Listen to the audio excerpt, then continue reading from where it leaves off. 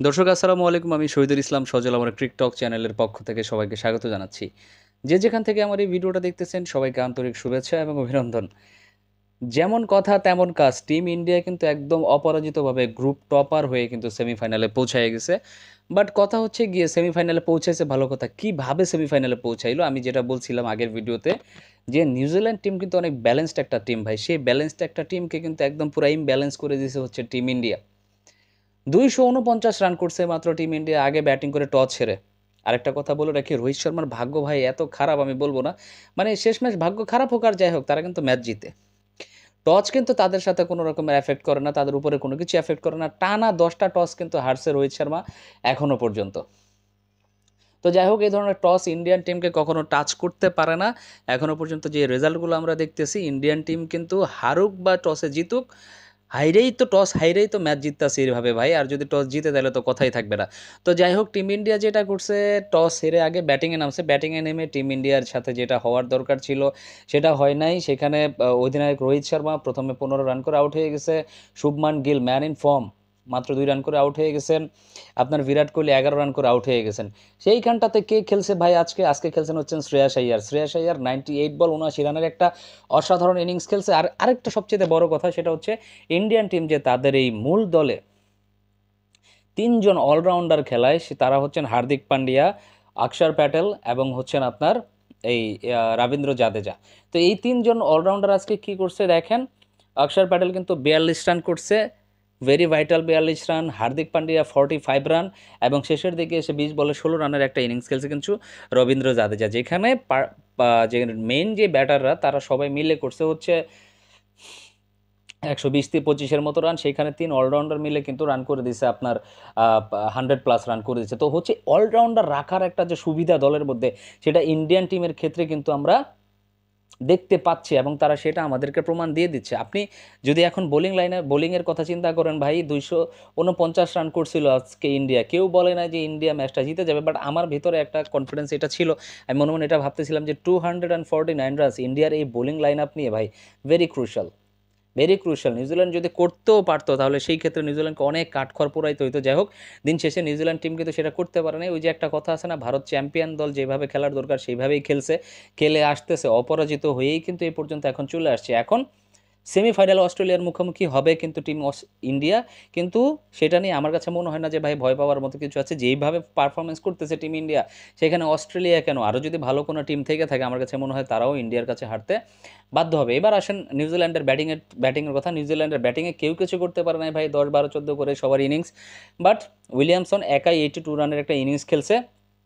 Williamson একটা class batsman একজন, সে সবসময় ভালো খেলে আসে বা ভালো ভালো বড় বড় মঞ্চে তিনি যে নিজেকে প্রমাণ করেন, that is very good for him. এবং যারা নিউজিল্যান্ডের ক্রিকেট ফ্যান্স আছেন তাদের কাছে অবশ্যই উইলিয়ামসনের ব্যাটিং ভালো লাগে। পার্সোনালি আমিও উইলিয়ামসনের ব্যাটিং অনেক বেশি পছন্দ করি। বাট সবচেয়ে বেশি আলোচনার বিষয় যেটা হচ্ছে ভাই, কি বোলিংটা করছেন বরুণ চক্রবর্তী। আগুন ভাই আগুন, এক কথায় মানে কি বলবো আসলে। তার ওডিআই ক্যারিয়ারের প্রথম ফাইফারটা তিনি আজকে তুলে নিয়েছেন। এই যে চ্যাম্পিয়ন্স ট্রফির একটা এই ম্যাচটাতে নিজেকে প্রমাণ করার যে সুযোগটা তিনি আজকে পেয়েছিলেন, সেটা কিন্তু একদম পুরা ফাটাই দিচ্ছেন ভাই, পুরা কাজে লাগাই দিচ্ছেন। 10 ওভার বল করে 42 রান দিয়ে পাঁচটা ভাইটাল উইকেট তুলে নিয়েছেন ভাই। পাঁচটা ভাইটাল উইকেট তুলে নিয়েছেন। একজন স্পিনার যখন আপনার দলের এত ভালো পারফরমেন্স করে, আমরা তো দেখতে পাচ্ছিলাম যে আগের 2টা ম্যাচে কুলদীপ যাদব, অক্ষর প্যাটেল, রবীন্দ্র জাদেজা ভালো পারফরমেন্স করতেছিল। সেইখানে আজকে আবার ভাই আরেকজন স্পিনার বাড়ানো হয়েছে, 4জন স্পিনার নিয়ে খেলছে। আপনি চিন্তা করেন, 4জন স্পিনারের মধ্যে 2জন হচ্ছেন অলরাউন্ডার কোটায় বল করেন, আর 2জন হচ্ছেন আপনার রেগুলার স্পিন বোলার। তারা স্পিন বোলার হিসেবে দলে খেলেন। আজকে যে 10টা উইকেট গেছে আপনার নিউজিল্যান্ডের, তার মধ্যে 9টা উইকেটে কিন্তু নিছে আপনার এই ভারতের স্পিনাররা। বরুণ চক্রবর্তীর কথা না বললেই নয়। শেষের দিকে এসে মিচেল স্যান্টনারকে যেই ডেলিভারিটা করলেন, সেই ডেলিভারিটার স্পিড কত ছিল জানেন? 113। এটা কি স্পিন বলবেন আপনি, নাকি মিডিয়াম পেস বলবেন আমি জানি না। আমি কারণ আমার যখন আরেকটু ছোট ছিলাম, যখন সৌরভ গাঙ্গুলি বোলিং করতে দেখতাম যে সৌরভ গাঙ্গুলির বোলিং স্পিড ছিল 105-6, 110-11 এরকম ছিল।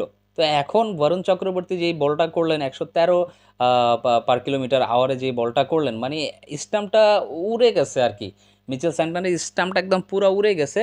দিন শেষে এই যে 5টা উইকেট পাইছে, আমার কাছে মনে হয় ম্যান অফ দ্য ম্যাচের অ্যাওয়ার্ডটা বরুণ চক্রবর্তীর হাতে গিয়ে উঠবে, কারণ একটা পর্যায়ে এরকমটা মনে হচ্ছিল ম্যাচটা বেশ ক্লোজ হয়ে যাবে, বেশ ক্লোজ কন্টেস্ট হতে হতে যাচ্ছে, কিন্তু সেইখানটাতে এসে ভারতীয় স্পিনাররা যেভাবে ব্রেক থ্রুগুলো এনে দিছে, অবশ্যই অক্ষর প্যাটেল, রবীন্দ্র জাদেজা, তারপরে কুলদীপ যাদব, প্রত্যেকেই উইকেট পেয়েছেন। যেমন ধরেন বরুণ চক্রবর্তী 5টা পেয়েছেন, আপনার রবীন্দ্র জাদেজা পেয়েছেন 1টা, কুলদীপ যাদব পেয়েছেন 2টা, অক্ষর প্যাটেল পেয়েছেন 1টা, কিন্তু প্রত্যেকের উইকেটগুলাই ছিল খুবই খুবই খুবই খুবই ভাইটাল ভাই, খুবই ভাইটাল। বিশেষ করে বরুণ চক্রবর্তী গ্লেন ফিলিপসকে একটা ছক্কা খাইলেন, তারপরের বলটাতে সে যেভাবে আউট করে দিলেন, মানে একটা ছক্কা খাওয়াতে যে তার আসলে সব কিছু ধ্বংস হয়ে গেছে, শেষ হয়ে গেছে, এমনটা না। তারা জানে যে ভাই কিভাবে কাম ব্যাক করা লাগে।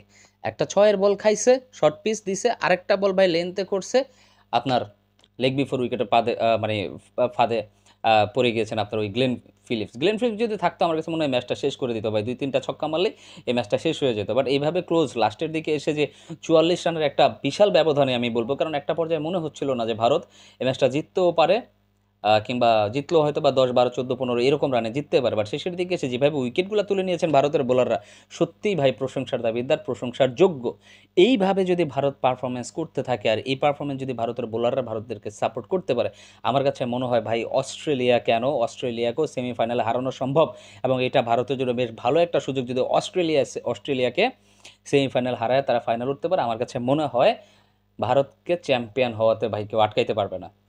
তো দর্শক, আপনাদের কি মনে হয় ভারতের এই যে বোলিং লাইন আপ, এই ব্যাটিং লাইন আপ নিয়ে ভারত কি এবার চ্যাম্পিয়ন হতে পারবে কিনা আইসিসি চ্যাম্পিয়ন্স ট্রফিতে, সেটা অবশ্যই কমেন্টস করে আমাকে জানাই দিবেন। সবাই ভালো থাকবেন, সুস্থ থাকবেন। আসসালামু আলাইকুম।